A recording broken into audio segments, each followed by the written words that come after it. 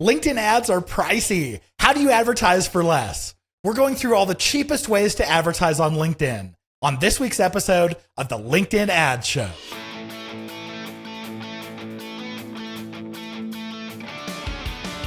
Welcome to the LinkedIn Ad Show. Here's your host, AJ Wilcox. Hey there, LinkedIn ads fanatics. You know LinkedIn ads are expensive. There's just no way around it. B2B marketers come to the platform for the incredible targeting, and then they're constantly saying, I can't believe how much I'm paying. Well, in this episode, we're going to go through all the lowest cost ways of accessing the platform's targeting and features. So buckle up. All right, so I want to try something new. I would love to have you listeners record yourself asking a question, commenting on something from a past episode, or just basically giving feedback on the podcast. And then shoot that audio file to me, either over LinkedIn in a message or by emailing us here at podcast@b2linked.com. And then rather than reading your reviews or questions that you want covered, I actually want to play them on the show. So let's try this out. I don't know how it's going to go, but I'd love to hear from you. All right, now on to the topic at hand. Let's hit it. First off, we need to talk about LinkedIn's different ad formats. For many advertisers, and this is those in North America, text ads are by far the cheapest ad format on LinkedIn. They have a $2 cost per click floor, which makes them the cheapest ad format for most of us, like I said. Outside of the US, we have found that $2 floor is actually more expensive than what they can get sponsored content for. But at least in North America, LinkedIn's text ads are super cheap. The $2 floor means that you can pay all the way down to $2 per click if you'd like. They rarely get clicked anyway, so it's actually really hard to spend a large budget on them. So now you're getting a lot of benefit of your ad showing up basically every time someone refreshes a page or navigates around on LinkedIn. So they're constantly seeing your brand, but it costs you next to nothing. So I love this for impressions, for branding, for brand awareness. The next one we have to talk about, the ad format, is called dynamic ads. Now, they cost slightly more than text ads, because they get a slightly higher click-through rate.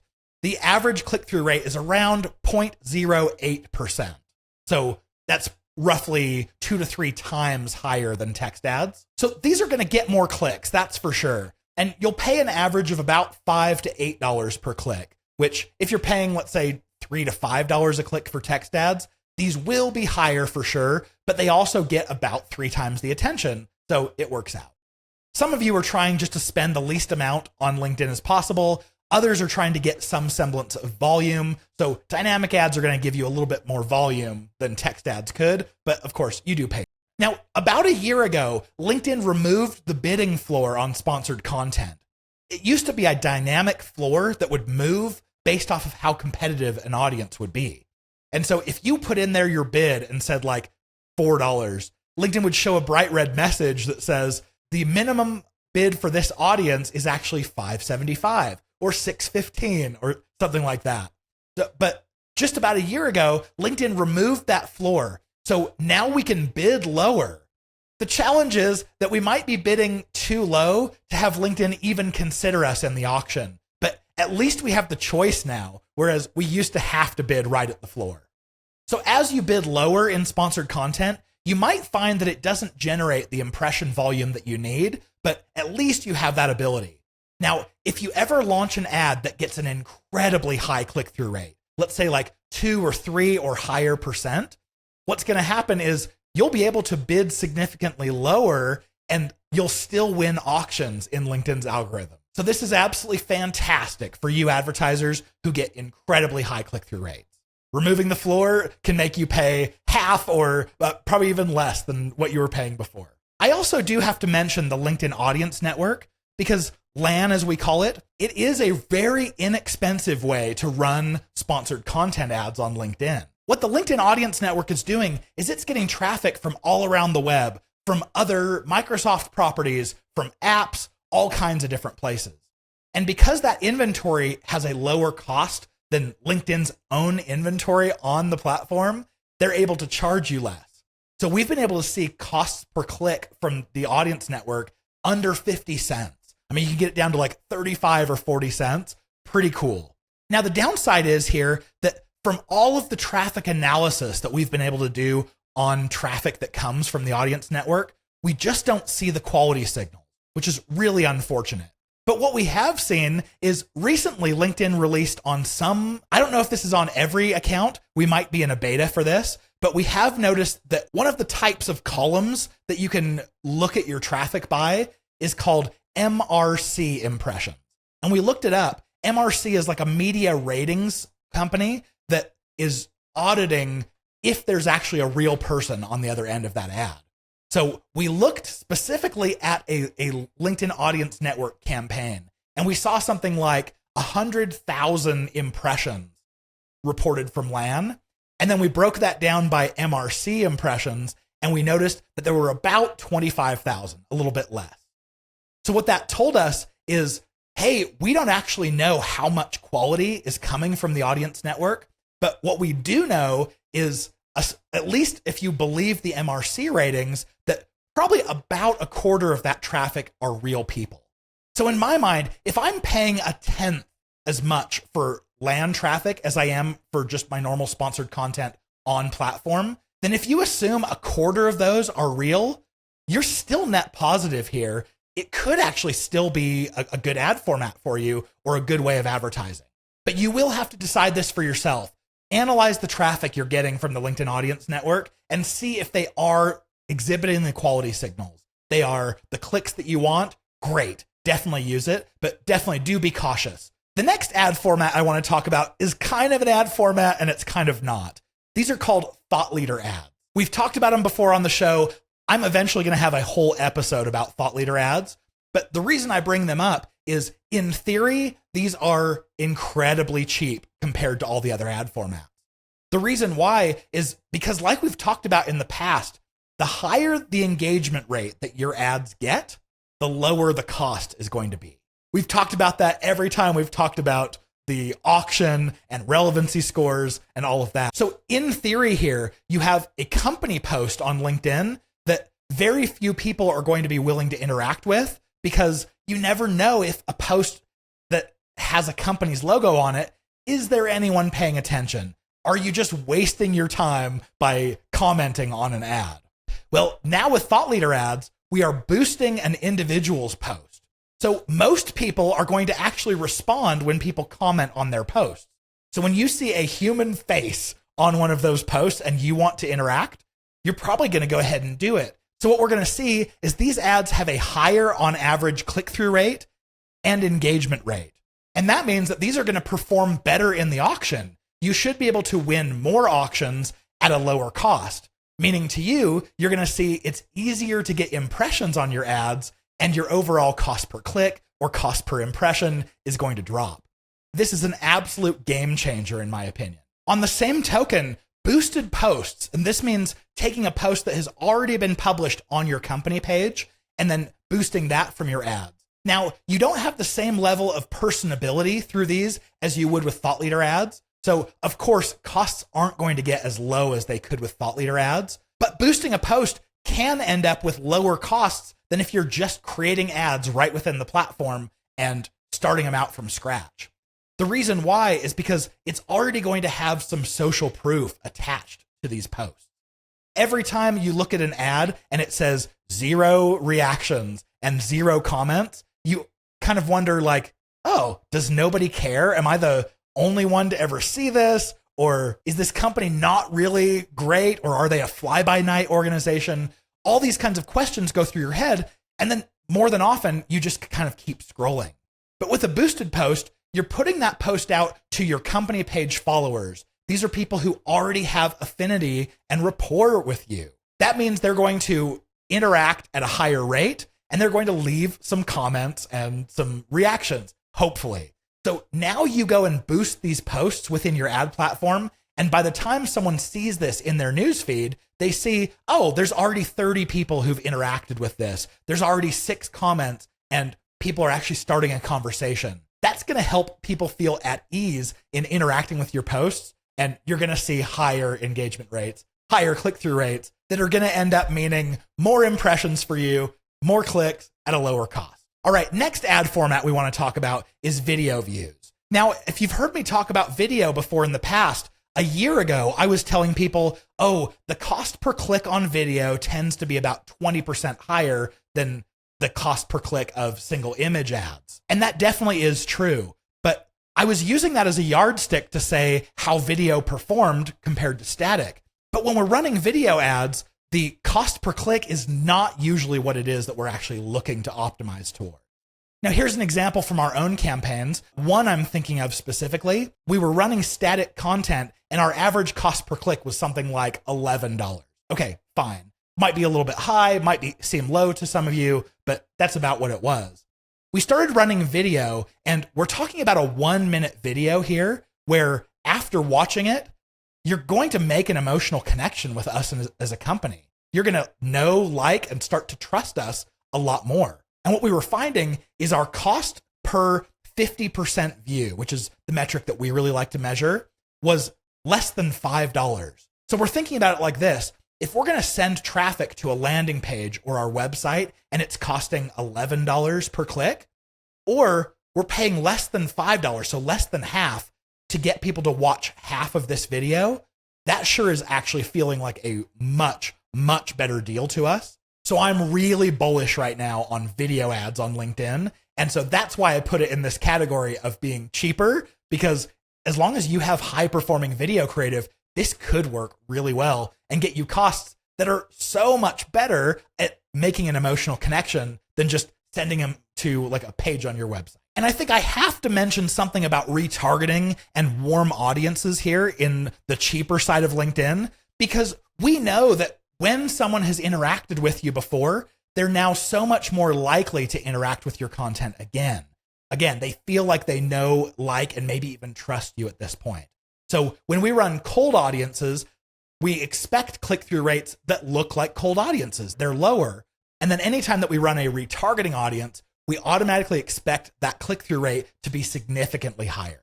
We know warm audiences interact at a higher rate. And so because of that, costs are lower, which is also great. But then you may be asking yourself, AJ, what about these small audiences on LinkedIn? They tend to have higher costs associated with them, and retargeting audiences tend to be smaller audiences.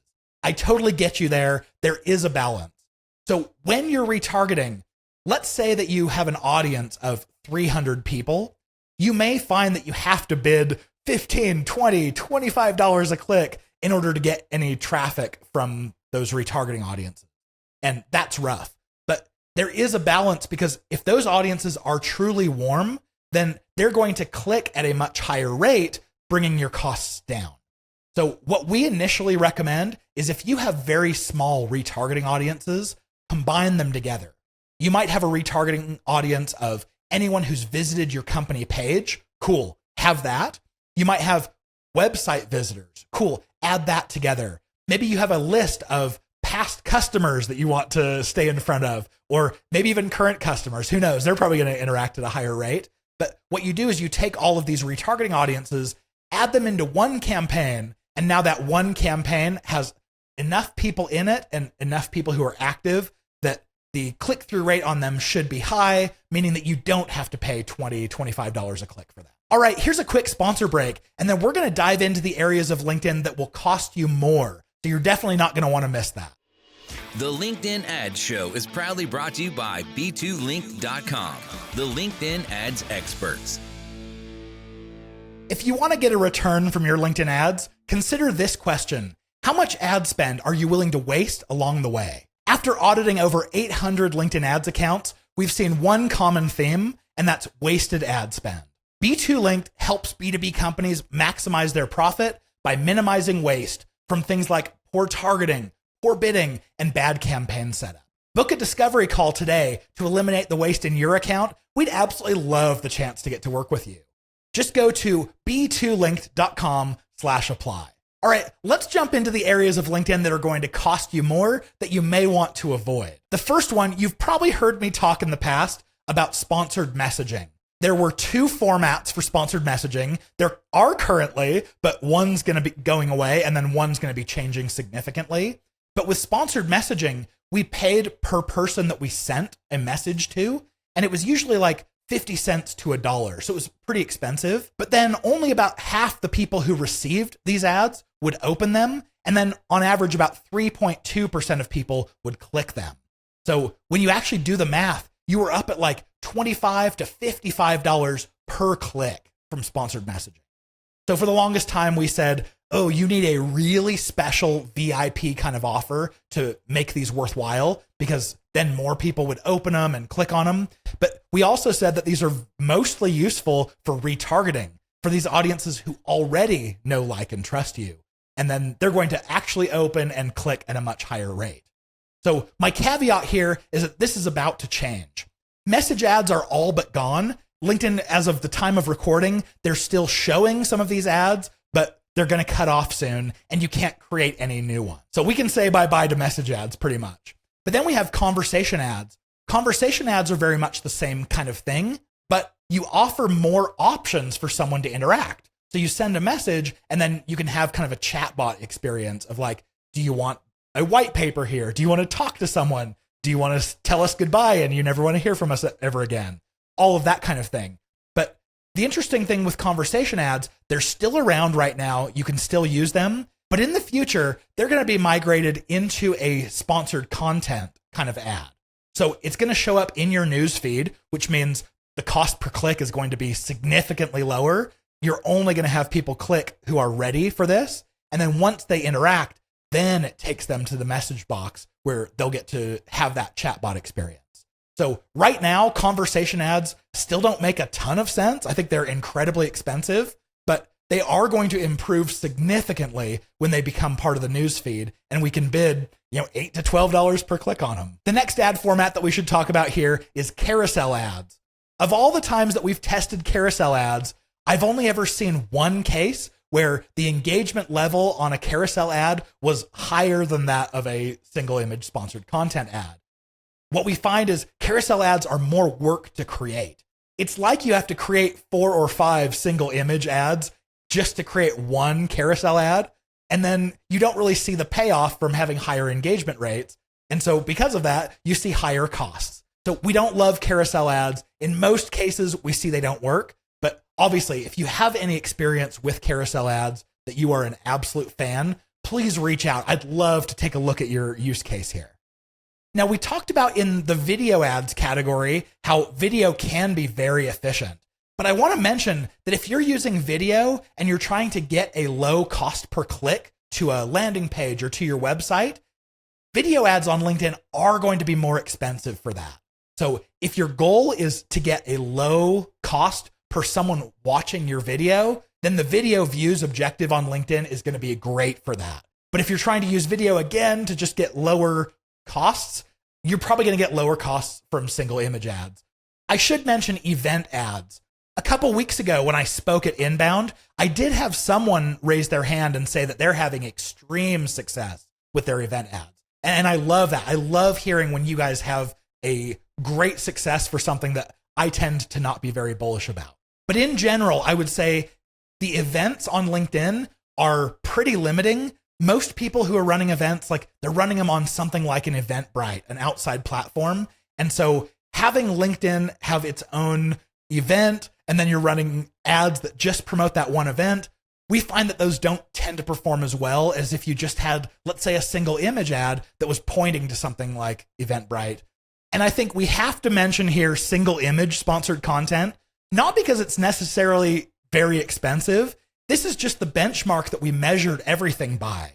So when I was putting things in the category of like, these are ad formats and objectives that are less expensive, and here's those that are more, everything that went into the less expensive bucket is just because it was less expensive than single image sponsored content. So because it's the benchmark, the average that we measured everything by, we ended up putting it in this expensive category.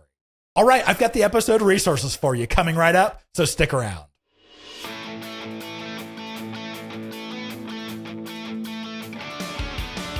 Thank you for listening to the LinkedIn Ad Show. Hungry for more? AJ Wilcox, take it away. All right, if you are looking to get better at LinkedIn ads, whether you're a zero or an absolute hero, you'll want to come join the LinkedIn Ads Fanatics community. You can get there by going to fanatics.b2linked.com. Don't worry about trying to spell fanatics. Just scroll down in the show notes. You'll see it right there below. For a very low monthly cost, you can get access to our community of other LinkedIn ads experts who are all sharing their opinions and giving feedback on what you're testing. Plus, you get access to all 4 of our courses that take you from zero to hero. So go join up right now. If this is your first time listening, welcome. We're excited to have you here. Make sure to hit that subscribe button. But if this is not your first time listening, please consider going to rate and review the podcast on whatever player you're listening. Most are going to Apple Podcasts for this, but this is by far the best way that you can say thank you for us putting this content together for you. With any questions, suggestions, or corrections, please reach out to us at the email address podcast@b2linked.com. And with that being said, we'll see you back here next week, and I'm cheering you on in your LinkedIn ads initiative.